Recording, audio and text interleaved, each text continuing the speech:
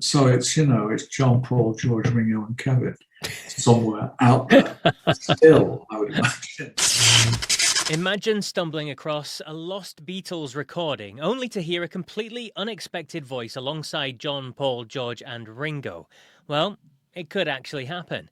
In this archive interview, I sat down with Kevin Godley, known for his work in 10cc and Godley and Creme, and as one of the most innovative music video creators of all time.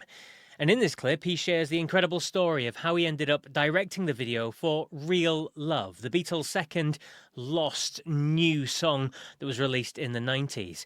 He talks about working directly with Paul McCartney to crafting a unique visual approach using rare Beatles archive footage. Kevin takes us inside the creative process behind the video. Oh, and he explains why, somewhere out there, a version of Real Love exists with Kevin's own vocals. So, stick around to hear the full story.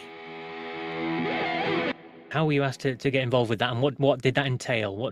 Because I'm guessing there was a lot of red tape around what you could and couldn't use for things like that, was there? To a degree, but they'd already done. I mean, there was a TV series on at the time Yeah. and a big box set, and they'd already shot a video for the first single. I forget what that was called, but it was quite a glossy shoot, an expensive glossy shoot. And Paul wanted to do something a little simpler and something a bit raw that was really more about them and the sessions that were involved in getting to that point. So he called me up, and we'd known each other for a while because Lol and I did 3 tracks for Ringo Starr back in the day for a sort of small conceptual thing that we did. And we also did a video for George Harrison. So we were known to everybody. But this was after Lol and I split. He called me up and we were neighbors pretty much.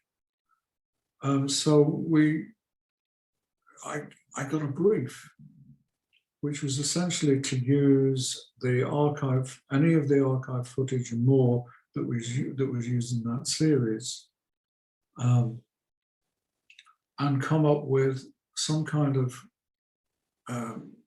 conceptual glue to wrap it all up, which I tried to do, which was the punctuation between all this archive footage, essentially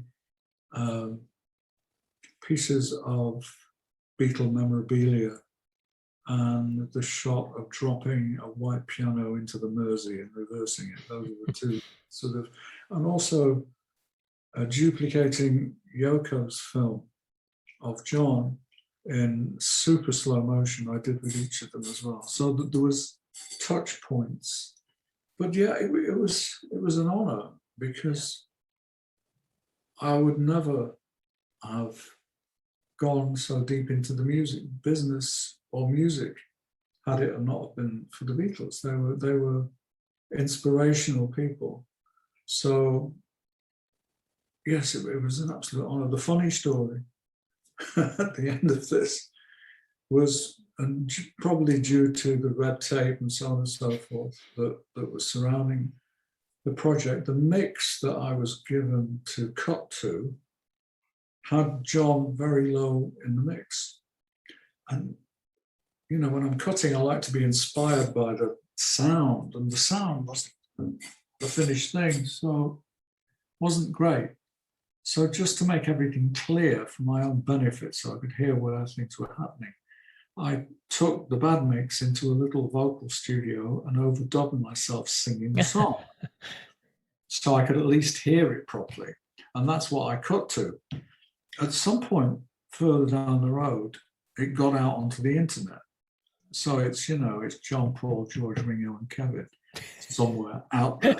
Still, I would imagine, singing Real Love. But yeah, I mean, an extraordinary experience.